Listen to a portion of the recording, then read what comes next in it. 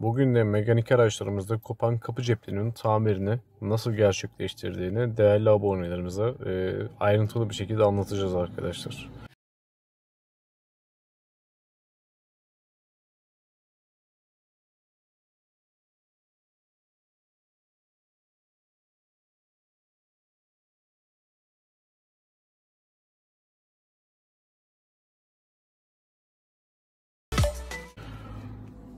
Kopan ceplik burası. Hemen şurada ayak kısmından iki menteşenin olduğu yerden kopuyor arkadaşlar bu. Bunun tamirini birazdan ayrıntılı bir şekilde anlatacağız sizlere. Kapı cepliğimizde bu her iki ayağın olduğu yerden kopmaktadır arkadaşlar. Döşemenin sökülmesi olsun, şu ayak kısımlarından veya kapağın şu şekilde yukarı kaldırılmasından dolayı ayaklarından, her iki ayağından da kopmaktadır. Bu tabi bu şekilde çekilmemesi lazım. Hemen şuradan ve buradan düz bir tornavidayla birazdan sizlere de göstereceğiz. O şekilde sökülmesi lazım. Arkadaşlar şu şekilde tornavidayı kanala yerleştiriyorsunuz ve korkmayın, şöyle çekin, tık diye ses gelecek. Bu şekilde. Yine sol tarafa da aynı olmak şekilde. Bu şekilde. Daha sonrasında bunu buradan alıyorsunuz. Bakın, parça hiçbir şekilde zarar görmüyor. Çok basit sökmesi. Yani buradan şu şekilde kapağı tutup şöyle yukarıya çekmeye kalkmayın. Çekerseniz bu şekilde kopar. Bilginiz olsun. Sökümü tornavidayla her iki kanala yerleştirerek yukarı doğru kastırarak. Tık sesi gelene kadar zaten kastırın. Tık sesi geldiğinizde kastırmayı kesin. Çünkü kanal yerinden çıkmıştır. Daha sonrasında az önce yaptığımız gibi elinizle rahat bir şekilde bu kutucuğu yerinden, cepliği çıkartabiliyorsunuz. Evet arkadaşlar, çıkardık yerinden zaten cepliğimizi. Şu şekilde bakın, kopan yer. Şu bölgeler. Plastiğin bağlı olduğu yerler kopuyor. Şimdi bize parçalarımızı kenara alalım. Bize lazım olan şöyle bir ince ve ön tarafı tırtıklı, arka tarafı da düz olacak şekilde şöyle bir kavucuk bir parça. Bu parçayı yakınınızda olan ayakkabı tamircisinden bulabilirsiniz. Çünkü ben oradan temin ettim. Tam istediğim bir parça. Bu tarafı ısıracak, bu tarafı da yapışma işlemi görecek arkadaşlar. Çok ucuz. İnanın 50 kuruş bile değil bunun fiyatı. Şimdi ben bunu düz bir hale getireceğim.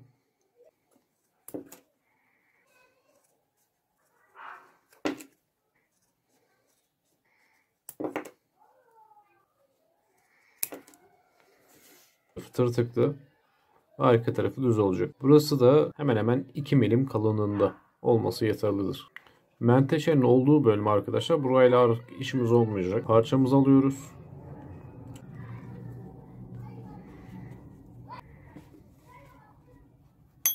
Şöyle 2,5 ila 3 santim arasında parçayı içeriye yerleştiriyoruz, şu ara boşluğa. Bakın ne kadar yerleştirdiğimi şöyle parmağımla işaretleyeyim orayı. Tekrar çıkartayım. Bakın 2 ila 3 santim içeriye giriyor. İçeri yerleştirdikten sonra şurayı şöyle açıyoruz. Açamazsanız yine düz bir tornavida yardımıyla şöyle arasını kastırabilirsiniz. Hızlı yapıştırıcıyı araya döküyoruz. 3 ila 4 damla dökebilirsiniz arkadaşlar.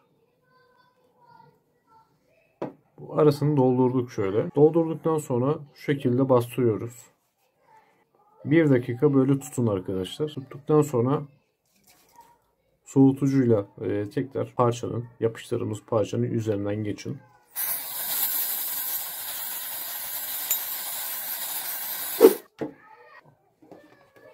Bakın şöyle sağlamlığını test edelim.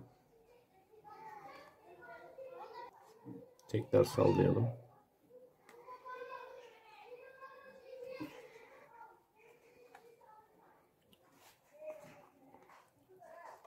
Çok da iyi oldu. Şuralar soğutucunun verdiği sıvılar, bilginiz olsun. Onlar zamanla kuruyor zaten. Hemen kurudu hatta. Bakın arkadaşlar. Harika. Şimdi kapı cebimizi alıyoruz. Şu şekilde menteşelerin ayaklarını aynı hizaya getiriyoruz. Buraya dikkat edin. Aynı hizada olacak şunlar ve şunlar. Şöyle de zoomlayalım. Bunu bu şekilde şöyle bir ovalde gelecek şekilde arkadaşlar. Şurayı ayrıntılı göstereyim. Şöyle yapıştırmayın.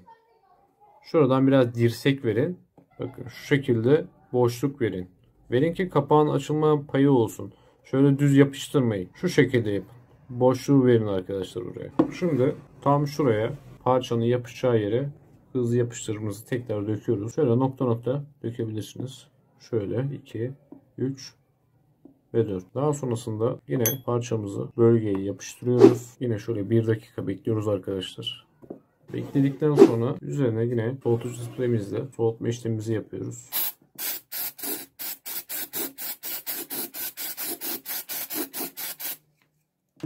Ve fazla gelen parçayı şuradan arkadaşlar fazla gelen parçamızı makas yardımıyla kesiyoruz. Şu artan parça. Şimdi parçamızı test edelim. Açılıp kapanmasına bakalım. Gayet iyi.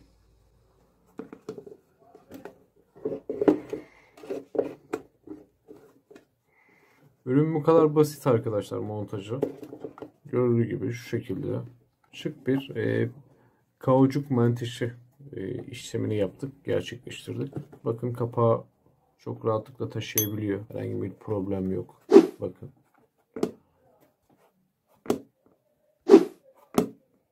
Harika bir çözüm. Kapıyı kapattığınızda falan bu kapak genellikle düşer mi? Koltuğa falan vesaire. Şimdi öyle bir problem olmayacak.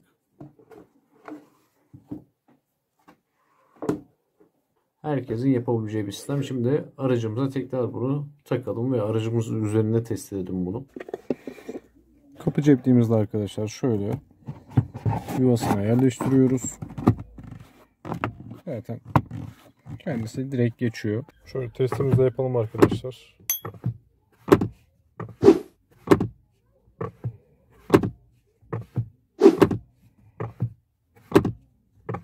Yani bir sonrakinde şunu şuradan tutup şöyle yukarı doğru çekmeyin arkadaşlar. Dediğim gibi düz bir tornavidayla hem buradan hem de bu taraftan yukarı doğru kastırarak ve tek sesi gelene kadar ileride çıkartmak istediğinizde bu şekilde çıkartabiliyorsunuz. Bilginiz olsun.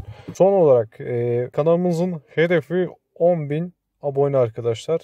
Bu videoyu izledikten sonra kanalımıza destek olmak için lütfen abone olunuz. Ardından video içeriğimiz hoşunuza gittiyse de beğenmeyi unutmayın. Bilmeyen arkadaşlar için de bu videoyu paylaşarak onlara ve bizlere destek olabilirsiniz. Bir sonraki videomuzda görüşmek üzere. Hoşça kalın, kalın sağlıcakla.